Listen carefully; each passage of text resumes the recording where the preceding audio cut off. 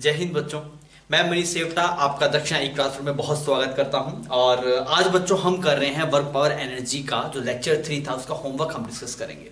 I hope आपको chapter समझ में आ रहा होगा। चैप्टर मजेदार चैप्टर है ना, मतलब आपके बहुत सारी कैलकुलेशन जो एनएलएम में बहुत लेंथी हो जा रही थी उसको ये चैप्टर बहुत आसानी से कर देगा और सवालों को मतलब एक नए नजरिए से आप देख पाएंगे अगर आपका वर्क पावर एनर्जी चैप्टर अच्छा है। बच्चों ये जो स्टार्टिंग वाला फेज चल रहा है ना, इस वाले फेज पे आप बढ़िया होल्ड रखिएगा, बिकॉज जिनका स्टार्टिंग वाला फेज स्ट्रॉन्ग रहता है ना उनको पूरा फिजिक्स उनका स्ट्रॉन्ग रहता है, मतलब ये आपका इंटरेस्ट क्रिएट करवाएगा सब्जेक्ट के अंदर। तो ये वाले जो इनिशियल चैप्टर्स हैं बहुत इंपॉर्टेंट रहते हैं इंटरेस्ट पॉइंट ऑफ व्यू से। अगर आप आगे एक बार फील होता है फिजिक्स अपने को बढ़िया लगता है, कोई दिक्कत नहीं है, फिर उसको आगे वाले चैप्टर आसानी से वो कर पाता है, क्योंकि उसके अंदर ये रहता है कि जुनून रहता है फिजिक्स अपने को आसान लगता है, फिजिक्स में अपने को दिक्कत नहीं है। ठीक है बच्चों, आइए अपने बात करेंगे वन बाय वन सभी सवालों की। तो अभी जो आपके जो होमवर्क में था वो था एक्सरसाइज 1 पार्ट 1 F1 से लेके F5। क्लियर? तो आइए हम वन बाय वन सभी सवालों को करते हैं। सबसे पहले बात करते हैं F1 की, प्रॉब्लम नंबर F1। क्या कर रहे हैं? एक्सरसाइज 1 पार्ट 1 में हम F सेक्शन कर रहे हैं। सबसे पहले हमने F1 उठाया, आपको एक फोर्स दिखाया गया है बच्चों। कैसा फोर्स है सर? ये फोर्स है x² y² i cap plus x² y² j cap, ऐसा फोर्स है। आपसे पूछा गया कि यार ये फोर्स कंजर्वेटिव है कि नहीं, ये आपको सबसे पहले चेक करके बताना है। तो अगर आपके पास में del fx divide by del y is equal to del fy divide by del x, अगर ये बच्चों बराबर आ जाता है तो फोर्स कंजर्वेटिव होता है। अगर ये बराबर है then force is conservative. Clear? अब सबसे पहले सर इसमें fx क्या है? ये वाली टर्म fx है, ये टर्म क्या है? fy। This is fx, this is fy। अब बच्चों इसको डिफरेंशिएट करो, किसके रिस्पेक्ट में? y के रिस्पेक्ट में। ये किसको शो करता है? पार्शियल डिफरेंशियल शो करता है। पार्शियल डिफरेंशियल का मतलब क्या होता है? अगर आप y के रिस्पेक्ट में कर रहे हैं तो बाकी सब टर्म क्या बन जाएगी? कांस्टेंट बन जाएगी। तो अगर आप इसका डिफरेंशिएशन करेंगे विद रिस्पेक्ट टू y, तो x तो कांस्टेंट है तो x बाहर रह गया। आप पार्शियल डिफरेंशियल मतलब ये जिसके रिस्पेक्ट में कर रहे हैं उसको छोड़ के बाकी सब टर्म्स क्या बन जाएगी? कांस्टेंट बन जाएगी। तो आप इसको y के रिस्पेक्ट में डिफरेंशिएट कर रहे हैं तो x स्क्वायर टर्म क्या बनी? कांस्टेंट। अच्छा, इसका डिफरेंशिएट करें तो बच्चों कितना बनेगा? 2y। ठीक है, अब इस वाली टर्म को निकालते हैं fy, ये वाली टर्म है, इसको डिफरेंशिएट करो x के रिस्पेक्ट में तो y क्या बन जाएगा? कांस्टेंट बन जाएगा। तो y स्क्वायर बाहर आ गया, यहाँ पे क्या बन गया? 2x x स्क्वायर का डिफरेंशिएशन। अब ये देखिए ये दोनों बराबर हैं क्या? ये बराबर नहीं है। इसका मतलब क्या है? Force is not conservative. Force is not conservative. Clear? बात समझ में आ गई आपको? ठीक है, तो सबसे पहले इस वाले जो ए का जो जवाब था कि फोर्स कंजर्वेटिव है कि नहीं, तो हम बोलते नहीं फोर्स कंजर्वेटिव नहीं है। तो ये तरीका आप याद रखिएगा, ये प्रोसेस है आपके पास में। अगर मान लीजिए एफ आई जे और के तीनों के अंदर है तो फिर आपको बॉक्स प्रोडक्ट करना पड़ता है, पर आपसे दो ही केस पूछेगा तो आपको घबराने की जरूरत नहीं है, आई और जे ही रहेगा आपके पास मोस्टली केसेस में। फिर आपसे क्या पूछा गया? Find out work done by F as it moves from A to C. अब आपके पास में ऐसा हमारे पास पाथ है, वो पाथ हम बना लेते हैं। ऐसा कुछ पाथ है आपके पास, ये डिस्टेंस कितनी है आपके पास? This is A, this distance is again A. बहुत बढ़िया। और इसका नाम है ए, इस वाले पॉइंट का नाम है सी, इस वाले पॉइंट का नाम है बी और इस वाले पॉइंट का नाम है बच्चों डी। क्लियर? अब क्या पूछ रहा है? आपका जो पार्टिकल है वो जा रहा है ए से सी। सबसे पहले कौन से पाथ से जा रहा है बच्चों? ए बी सी से। अगर आप बात करेंगे पाथ ए बी सी की, पाथ ए बी सी, सबसे आप पहले देखिए आप कहां पे जा रहे हैं। सबसे पहले जब आप ए से बी में जा रहे होंगे तो ये वाले फोर्स में से इसकी वजह से वर्क डन नहीं आएगा, जे की वजह से। क्यों नहीं आएगा सर? क्योंकि आप सोच के देखिए जब आप ए से बी जा रहे हैं तो ये जो फोर्स के परपेंडिकुलर डायरेक्शन में होगा उसकी वजह से वर्क डन नहीं आएगा। तो work done due to F Y will be zero. कौन से पाथ की बात चल रही है? ए से बी की बात चल रही है। क्लियर? और अगर आप बात करेंगे एफ एक्स की वजह से work done due to F X, तो वो आपको निकालना पड़ेगा। अब कैसे निकालें सर? फंक्शन है आपके पास में, वो कुछ आ सकता है, मतलब उसकी वजह कुछ आ सकते हो, निकाल देखना पड़ेगा। तो मैंने क्या लिखा? क्योंकि मैंने लिखा वर्क डन होगा आपके पास में integration of F X D x, ऐसे लिखा जाएगा। समझ में आ रही है ये बात? क्योंकि बच्चों ये एफ वाई इस तरफ लग रहा है और आप इस तरफ जा रहे हैं तो उसकी वजह से वर्क डन आना नहीं। एफ एक्स की वजह से देखें सर फोर्स इस तरफ लग रहा है, डिस्प्लेसमेंट भी इस तरफ है, तो मतलब इसकी वजह से वर्क डन आ सकता है, हमें चेक करना पड़ेगा। तो मैंने लिखा एफ एक्स का जो एक्सप्रेशन है वो है एक्स स्क्वायर वाई स्क्वायर। पर जब आप बात करें इस वाले पाथ की, ए से बी वाले पाथ की जब आप बात कर रहे हैं, for this path, for path A to B अब आप देखिए इसमें क्या कांस्टेंट है, जब आप ए से बी में जा रहे हैं तो एक्स कोऑर्डिनेट बदलता जा रहा है पर वाई कोऑर्डिनेट तो नहीं बदल रहा आपके पास। तो आप अगर इसको डिफरेंशिएट मतलब इसको इंटीग्रेट करने चाहेंगे तो इंटीग्रेट नहीं कर पाएंगे। दिक्कत ये यहाँ पे वाई स्क्वायर है, क्योंकि अगर आप X square Y square dx करें नहीं इंटीग्रेट कर सकते भाई, यहाँ पे दो वेरिएबल है। तो आपको क्या समझ में सर, ए से बी पाथ के अंदर जो वाई की वैल्यू है वो कितनी है, 0 है। For path A to B Y is equal to 0, और अगर वाई 0 होगा तो एफ एक्स भी कितना बन जाएगा, 0 बन जाएगा। मतलब अगर आप बात करें कि work done due to F X कहां पे, in path A to B, तो वो फाइनली कितना निकल के आ रहा है, इसका ये वाला जवाब भी 0 आ रहा है। बात समझ में आ रही है। एफ वाई की वजह से इस वजह से नहीं आया क्योंकि जब आप ए से बी गए तो फोर्स और डिस्प्लेसमेंट जो एंगल था वो 90 डिग्री था। ए से बी में जब आप एफ एक्स की वजह से देख रहे हैं तो आ सकता था वर्क डन, बिकॉज फोर्स भी इस तरफ है डिस्प्लेसमेंट भी इस तरफ है। पर दिक्कत ये होगी भाई साहब, यहाँ पे जो फोर्स था उसके लिए वाई की वैल्यू ए से बी पाथ के अंदर 0 है, और अगर वो वाली वैल्यू 0 है तो उसके कोरस्पॉन्डिंग फोर्स ही नहीं है। फोर्स है क्या इस ए से बी में, नहीं है ना भाई साहब। इस पूरे ए से बी में एफ एक्स की वैल्यू 0 है, एफ वाई की वैल्यू आपके पास भी 0 ही है वैसे, पर आप उस वजह से ही बोल सकते हैं कि परपेंडिकुलर था, बिकॉज ए से बी में यहाँ पे वाई कोऑर्डिनेट 0 है, वाई कोऑर्डिनेट 0 होगा तो दोनों टर्म्स आपके पास 0 बन जाएगी। तो ए से बी में तो कोई वर्क डन नहीं आया। अब आगे बढ़ते हैं, इसको मिटा देते हैं। अभी हमें बात करनी है, हम ए से बी हमें जाना कहां पे था, पाथ एबीसी में जाना था। पाथ एबीसी जाना से ए से बी चले गए बच्चों, अब चलते हैं बी से सी, बी टू सी चलते हैं। अब आप बताइए किसकी वजह से वर्क डन आएगा, एफ एक्स की वजह से वर्क डन आएगा, एफ वाई की वजह से वर्क डन आएगा। आप सोच के देखिए, अगर आपका रास्ता है ये वाला, आप इधर जाना चाहते हैं और मैं बोलूंगा दो फोर्सेस लग रहे हैं, एक इस तरफ लग रहा है एक इस तरफ लग रहा है, तो इसकी वजह से तो कोई वर्क डन नहीं आएगा। क्यों? क्योंकि एंगल 90 डिग्री है। सिर्फ किसकी वजह से वर्क डन आएगा बच्चों, जो ऊपर की तरफ है। तो आप क्या बोलेंगे, वर्क डन ड्यू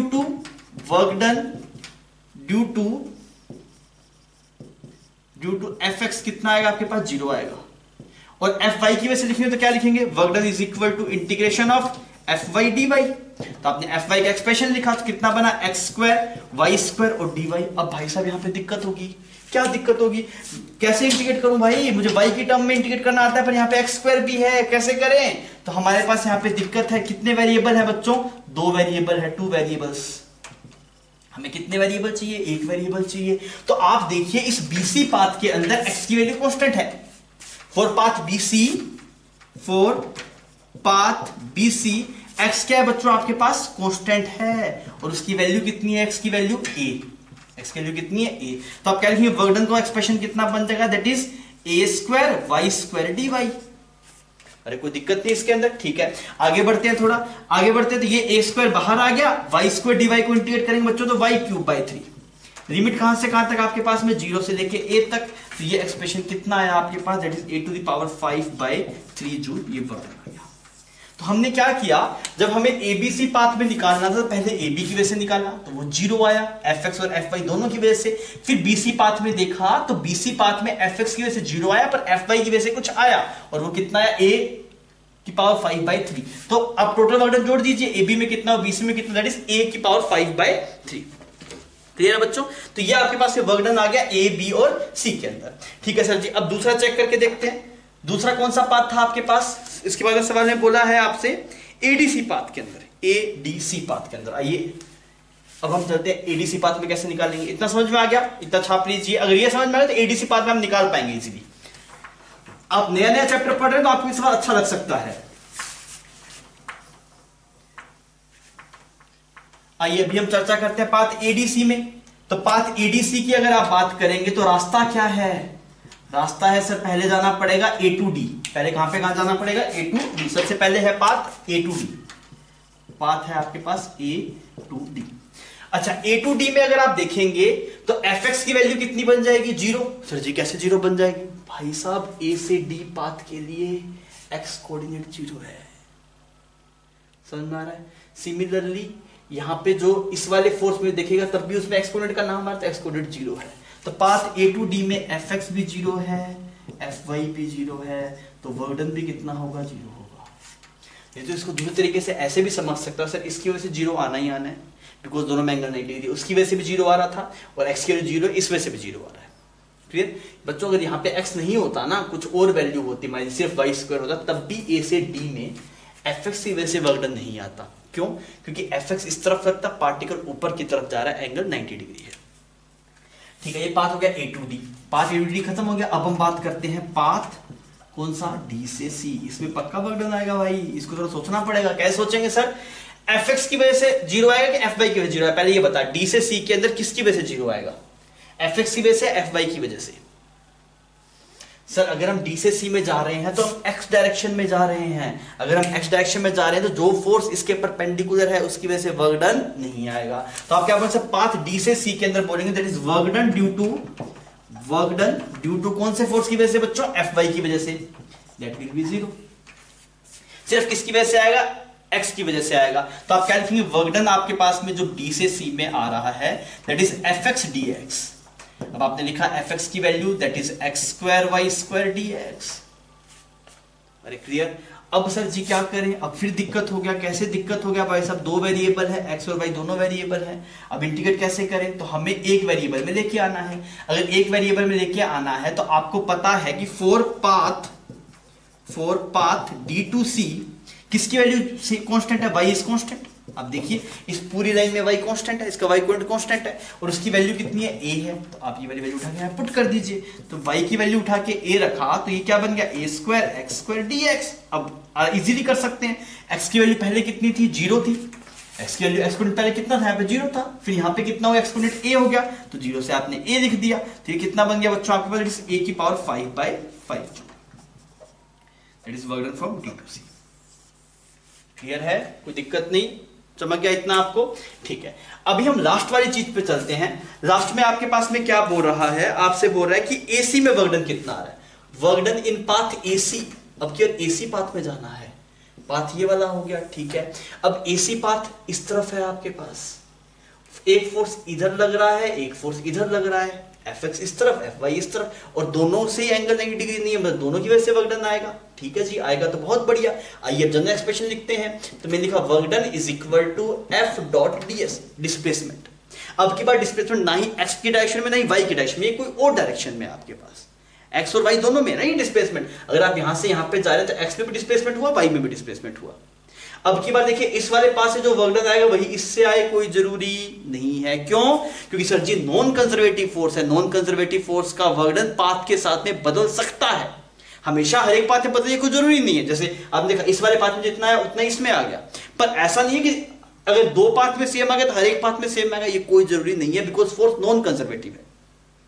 तो नॉन कंजर्वेटिव ये बिल्कुल नहीं होता कि दो पाथ में डिफरेंट आएगा ही आएगा, सेम भी आ सकता है, पर कोई भी आर्बिट्री पाथ आप चूज करेंगे तो उन सब में बराबर आए, ये जरूरी नहीं है। तो आइए इसका फोर्स का एक्सप्रेशन लिखा, तो फोर्स का एक्सप्रेशन है बच्चों X square Y square I cap plus X square Y square J cap. कल अपने इसको इधर कर लेते हैं ना, बाई चांस उधर बीच में जाएगा, इसको मिटा देते हैं, इधर कर लेते हैं अपने।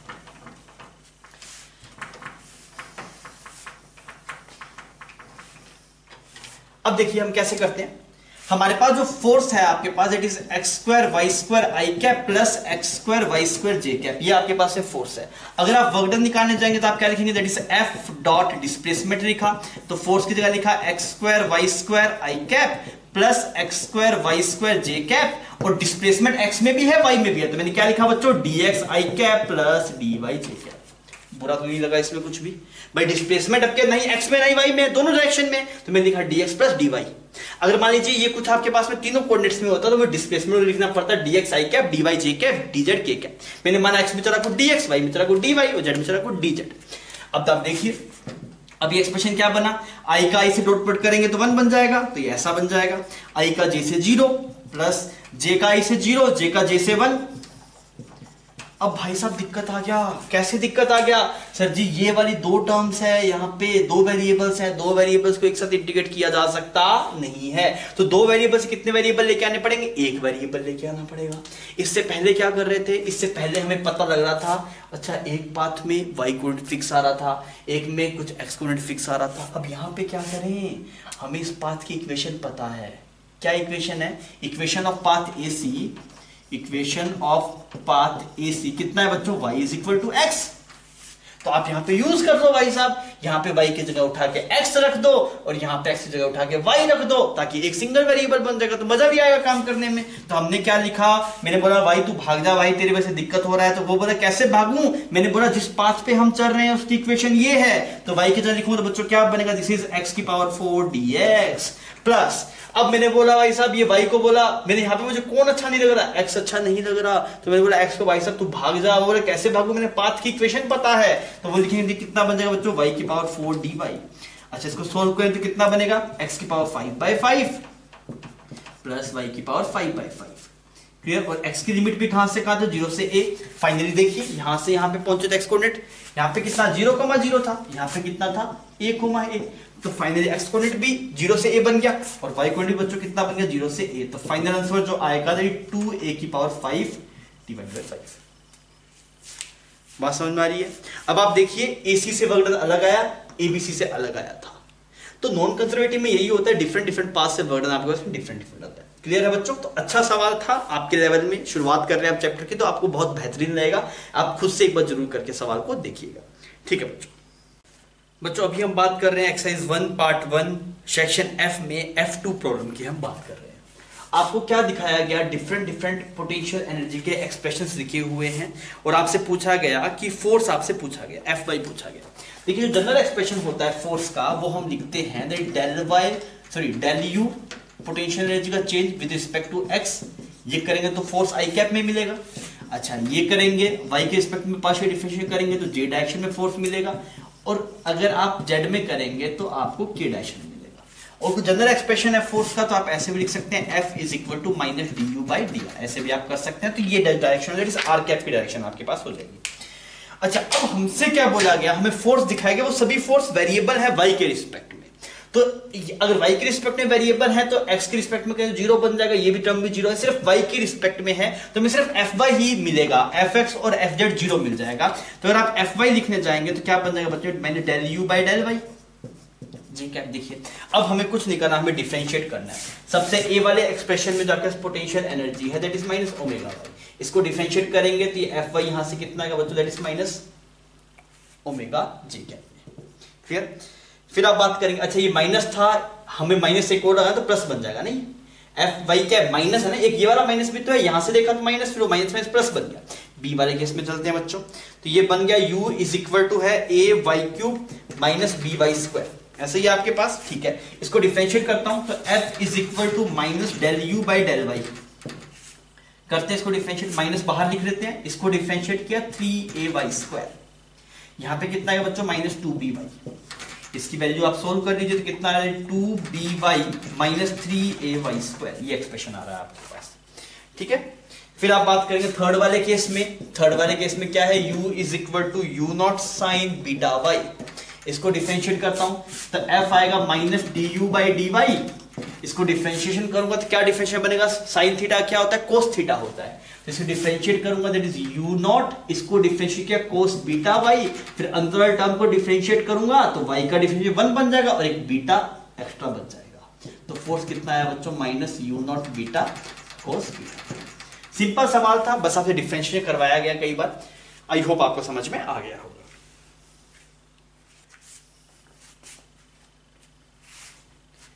बच्चों हम F3 की बात कर रहे हैं पार्ट 1 एक्सरसाइज 1 के।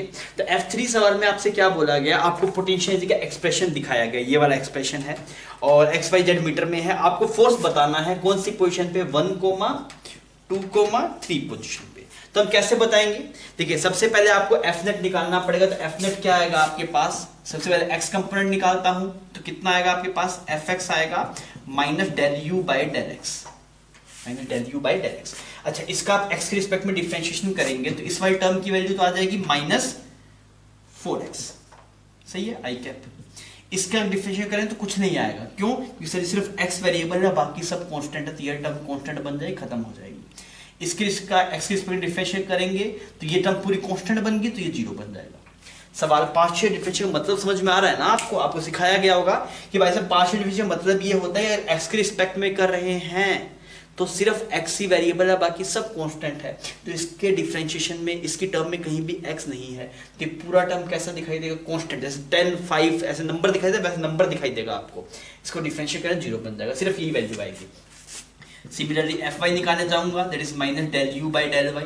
इसको डिफरेंशिएशन करते हैं तो कितना आएगा बच्चों आपके पास, दैट इज माइनस 9y²। अगर आप बात करेंगे एफ जेड की, that is minus del U by del Z, तो ये वाली वैल्यू कितनी आएगी आपके पास, दैट इज -2। तो फोर्स जो पूरा आपके पास में आया वो पूरा पैटर्न में लिखते हैं हम।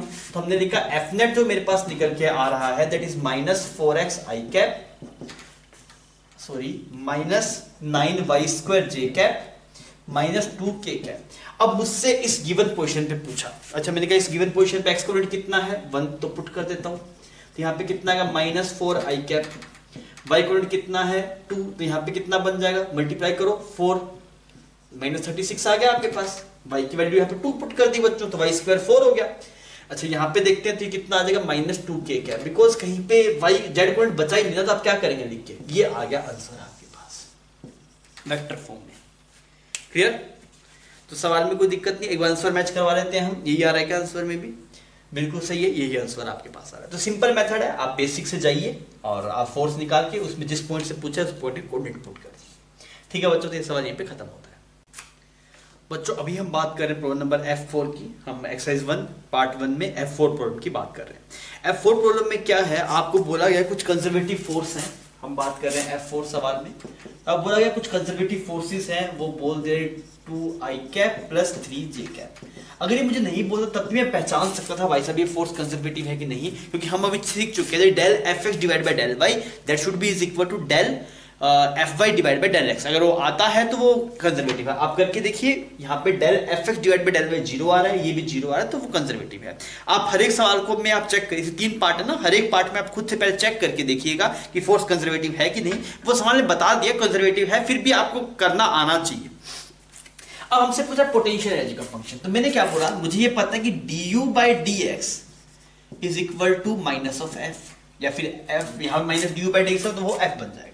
अब पोटेंशियल निकाले, पोटेंशियल क्या लिखेंगे आप, that is f dx, minus इधर चला गया, इसको अगर आप इंटीग्रेट करेंगे, यहाँ पे इंटीग्रेट कर दिए, पोटेंशियल एनर्जी बन जाएगी। तो क्यों ना इसको इंटीग्रेट किया जाए।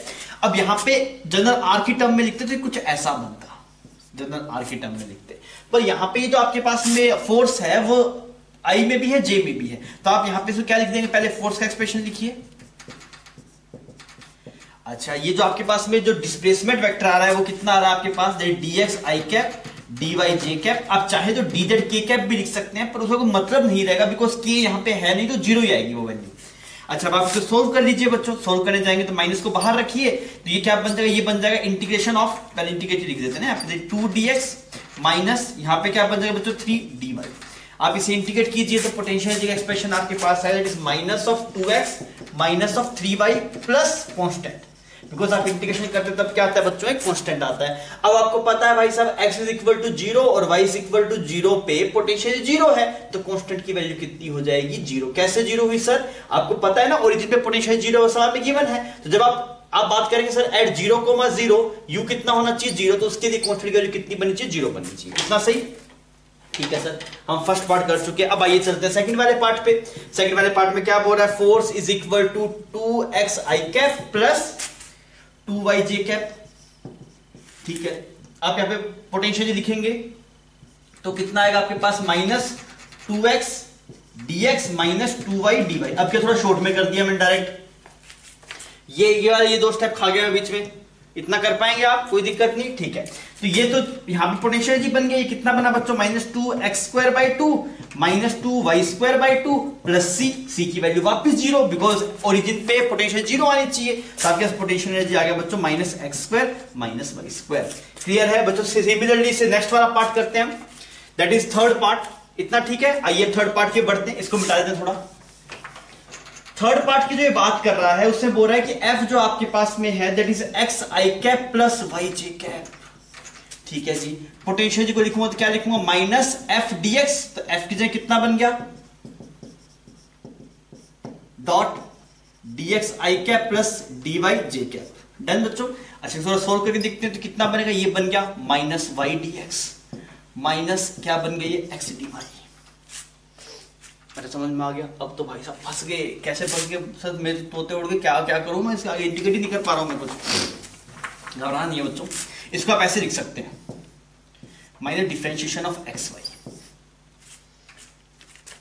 आप करके देखिए, यही लिखा हुआ है। अगर आप इसको खोलेंगे तो यही टर्म बनेगी। कैसे?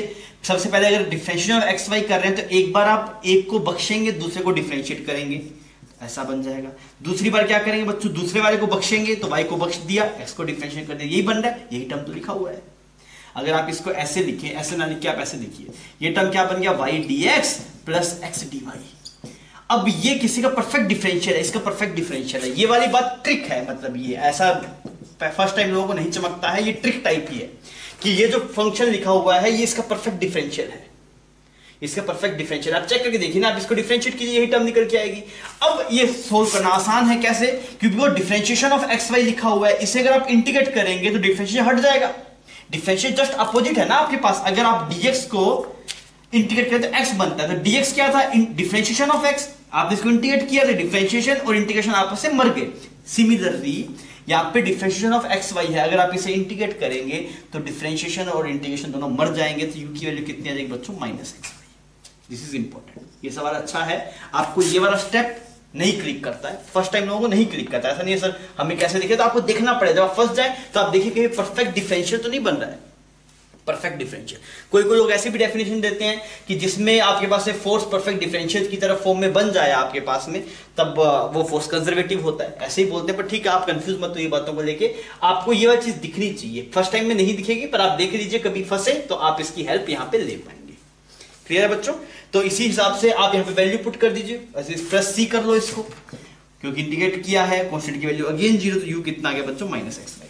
तो इसका जो थर्ड वाला पार्ट था बच्चों, वो आपके लिए इंपॉर्टेंट था, इसको आप स्टार मार्क करके रखिएगा। जब आप फाइनल रिवाइज करें तो इस सवाल को जरूर देखिएगा।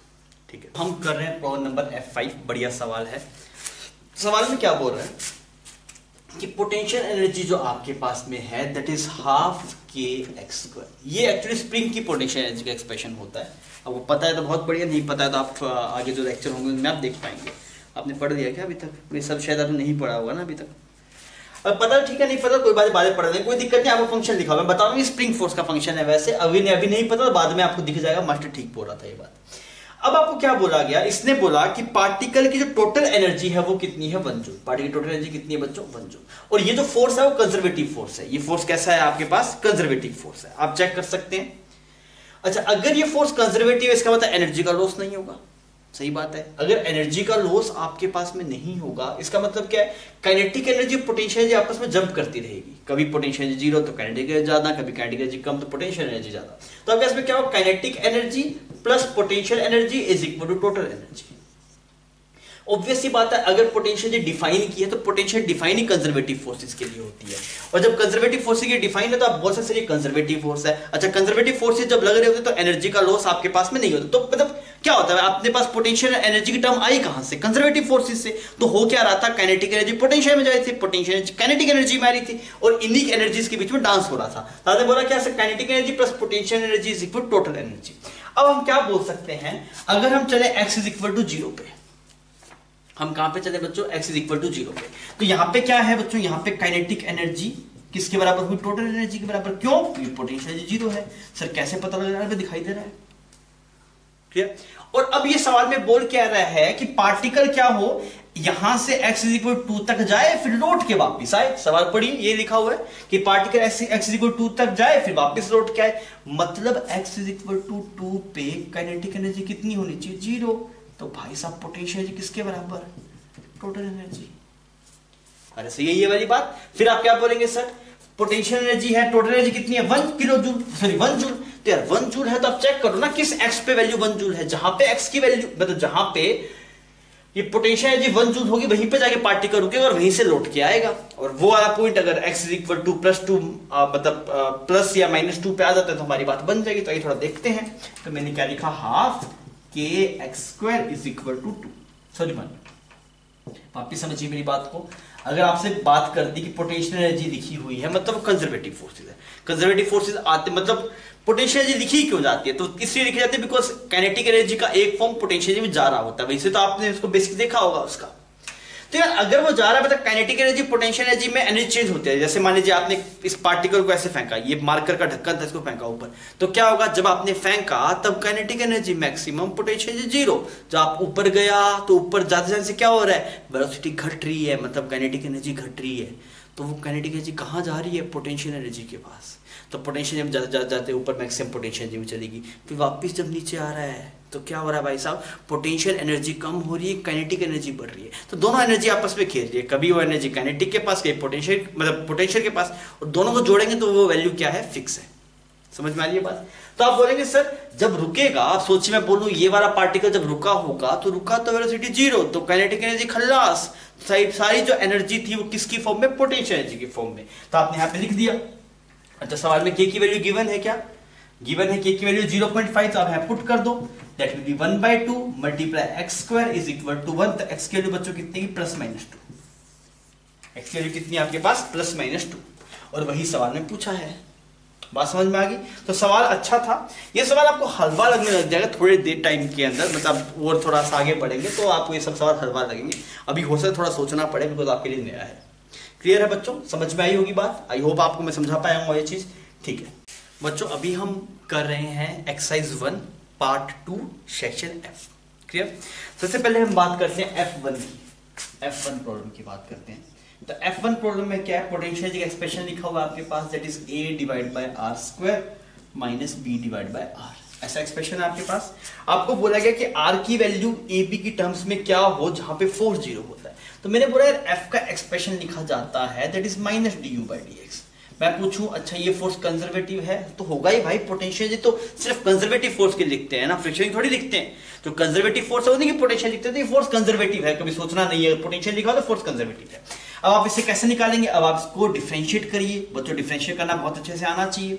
तो अगर आप जनरल एक्सप्रेशन लिखा हुआ ना आर की टर्म में, इसको ऐसे लिख देता हूं, इसको डिफरेंशिएट करता हूं बच्चों। तो ए का ए, आर की पावर -2 का डिफरेंशिएट क्या हो जाएगा, आर की power -3 that will be R cube, और यहां पे एक 2 मल्टीप्लाई हो जाएगा माइनस का, माइनस क्या बन जाएगा बच्चों, ये आर की पावर -2 का डिफरेंशिएशन है, तो -2 यहां पे आ जाएगा डिवाइड बाय आर क्यूब। सही। सिमिलरली ये क्या है, माइनस पहले से लगा हुआ है, इसका डिफरेंशिएट करेंगे तो एक -1 आएगा, एक b आएगा डिवाइड बाय आर स्क्वायर आएगा। ये आ गया फोर्स। डिफरेंशिएशन करना आना चाहिए। ये किसके बराबर होना चाहिए, जीरो। सर क्यों, क्योंकि वो इक्विलिब्रियम चाहता है, और इक्विलिब्रियम का मतलब ये होता है वो पोजीशन जहां पे एफ नेट की वैल्यू कितनी हो, जीरो। पार्टिकल रेस्ट पे हो ये इक्विलिब्रियम नहीं होता। एक ऐसी पोजीशन जहां पे फोर्स जीरो हो, मान लीजिए एक पार्टिकल यूनिफॉर्म वेलोसिटी से मूव कर रहा है, तो वो यूनिफॉर्म वेलोसिटी से मूव कर रहा है, वो रेस्ट पे नहीं है, पर उस पे फोर्स जीरो है, तो आप उसे इक्विलिब्रियम बोलेंगे। दुनिया को फील आता है भाई सो इक्विलिब्रियम मतलब रुका हुआ नहीं, इक्विलिब्रियम मतलब एफ नेट जीरो। क्लियर, ठीक है।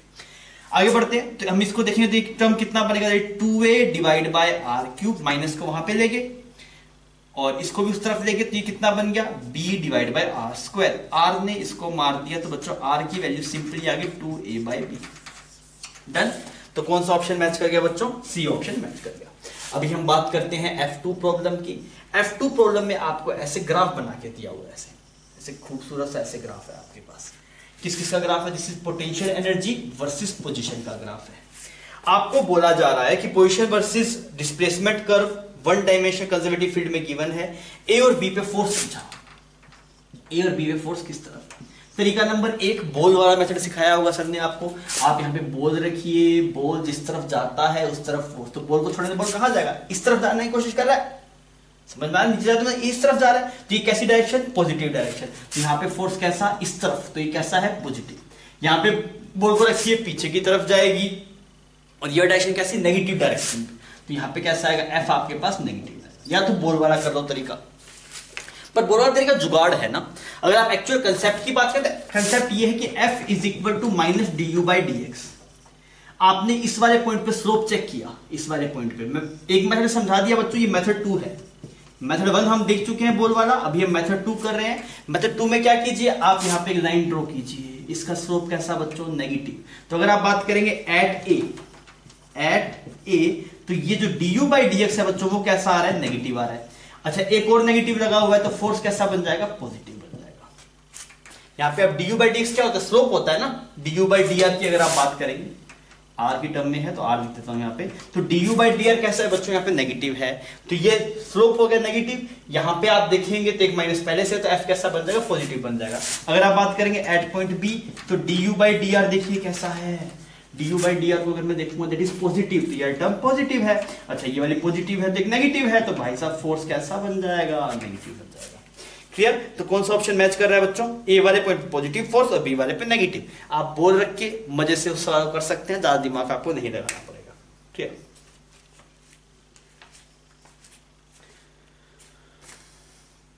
बच्चों हम बात कर रहे हैं प्रॉब्लम नंबर F3 की।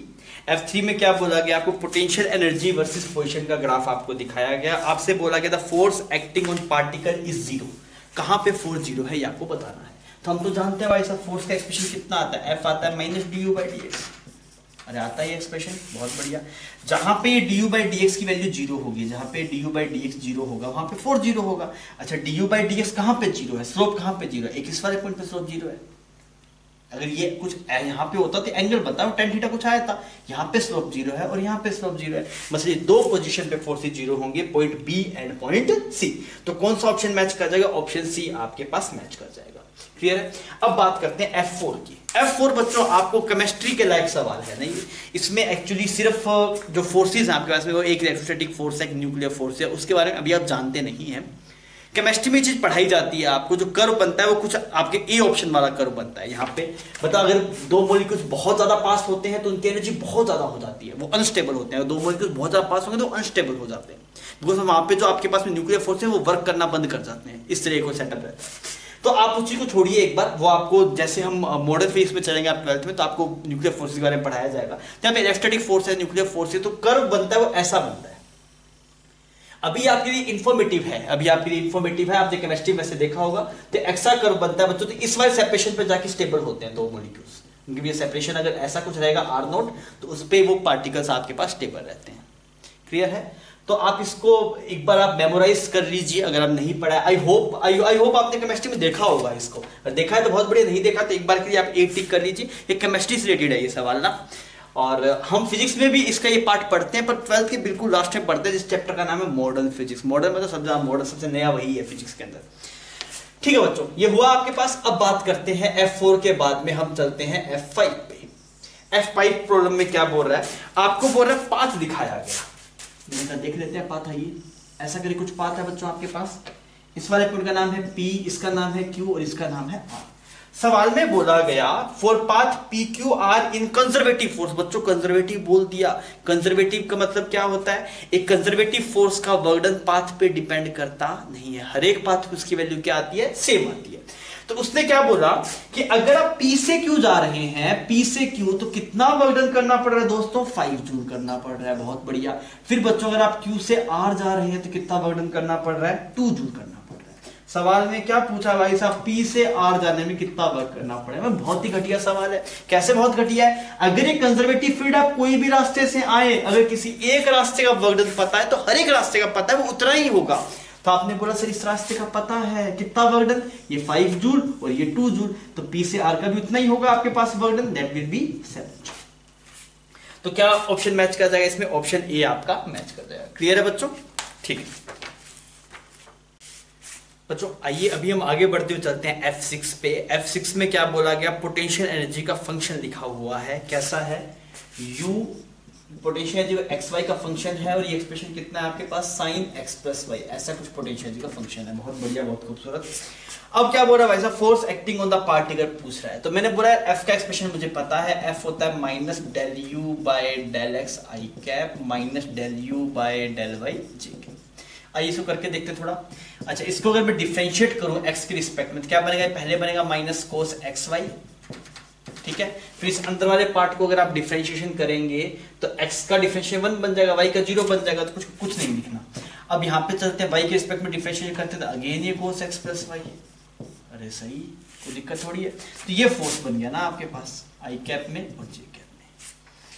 अब ये पूछ क्या रहा है कि आपसे इस गिवन पोजीशन पे x की वैल्यू 0 है और y की वैल्यू पाई बाय 4। तो आइए थोड़ा निकाल के देखता हूं। जिसको लिखा cos x की वैल्यू 0, y की value pi by 4, I cap minus ये भी बन गया 0 plus pi by 4 J cap. तो कितना है बच्चों, ये तो आया आपके पास माइनस 1/√2 i कैप। सिमिलरली यहाँ पे कितना है 1/√2 j कैप। ये आपके पास फोर्स वेक्टर फॉर्म में लिखा हुआ, पर इसमें मैग्नीट्यूड में इंटरेस्टेड है। मैग्नीट्यूड में इंटरेस्टेड है तो एफ नेट कितना होगा आपके पास, एफ नेट हो जाएगा √(fx²) प्लस fy का स्क्वायर। तो fx का स्क्वायर करेंगे तो बच्चों कितना बनेगा आपके पास, दिस इज 1/2 तो फोर्स कितना आ जाएगा बच्चों, 1 आ जाएगा आपके पास। तो कौन सा ऑप्शन सही हो जाएगा इसमें, ऑप्शन ए आपके पास करेक्ट हो जाएगा F6 का। ठीक है, अब चलते हैं प्रॉब्लम नंबर 7 पे, जो कि लास्ट सवाल है। बच्चों प्रॉब्लम नंबर 7 में एक चीज है वो आपने पढ़ी नहीं है, उसमें इसका यूज है वर्क एनर्जी थ्योरम का। तो वो आपने पढ़ा नहीं है तो एक बार आप चाहें तो इसको स्किप कर सकते हैं, मैं कर दे रहा हूं। और आप जब वर्क एनर्जी थ्योरम पढ़ लेते एक बार वापस घूम के यहाँ पे देख लीजिएगा, आपको मेरी बात समझ में आ जाएगी, तब तो आप खुद भी कर पाएंगे सवाल को। इसमें क्या बोला गया, पार्टिकल पहले ए से चला बी पे गया, ए से बी पे गया, फिर यहाँ पे वापस कुछ बी से ए पे आया आपके पास। ये बोल रहा है a particle taken from point A to B under the influence of the force field, now it taken back to the B to A। ठीक है, वर्क डन आपके पास में डिफरेंट था आपके पास में कुछ, ठीक है कोई बात नहीं होगा, कोई मुझे दिक्कत नहीं है। दो वर्क डन है, एक तो work done by conservative force को WC लिखा है, WNC मतलब work done by non conservative force. सबसे पहले ऑप्शन एक चीज होती है work energy theorem. Work energy theorem क्या बोलता है आपको, अभी आप पढ़ेंगे बच्चों, इसको घबराना नहीं है। एक्चुअली इस मॉड्यूल में सबसे लास्ट में है ना आपके पास में ये वाला सेक्शन F, तो उससे पहले उससे कवर कर लिया था, पर वो उन्होंने ध्यान नहीं दिया, वैसे से होमवर्क में चला गया होगा वो। अब देखिए हम क्या लिखेंगे वर्क एनर्जी थ्योरम में, work done by all force is equal to change in kinetic energy. तो ऑल फोर्सेस में कौन कौन से हैं, work done by conservative plus work done by non conservative, ये किसके बराबर होगा आपके पास, चेंज इन काइनेटिक एनर्जी। ये एक्सप्रेशन होता है, this is work done by all force is change in kinetic energy होता है। Actually work done by all force is equal to change in kinetic energy. यहाँ पे कौन कौन से फोर्स है, दो ही फोर्स है, कंजर्वेटिव और नॉन कंजर्वेटिव। ठीक है, तो ऐसा कुछ एक्सप्रेशन सी है, हाँ सी मैच कर रहा है। फिर देखिए आप वर्क डन बाय कंजर्वेटिव किसके बराबर लिख सकते हैं बच्चों, (डेल्टा U लिख सकते हैं, हमेशा लिख सकते हैं। वर्क डन बाय कंजर्वेटिव हमेशा (डेल्टा U के बराबर आता है। तो इसमें देखें तो बी ऑप्शन भी सही हो जा रहा है। अच्छा अब आप देखिए यहां से ये वाली टर्म को उठा के यहाँ पे डाल दीजिए तो ए ऑप्शन ही मैच कर जाएगा।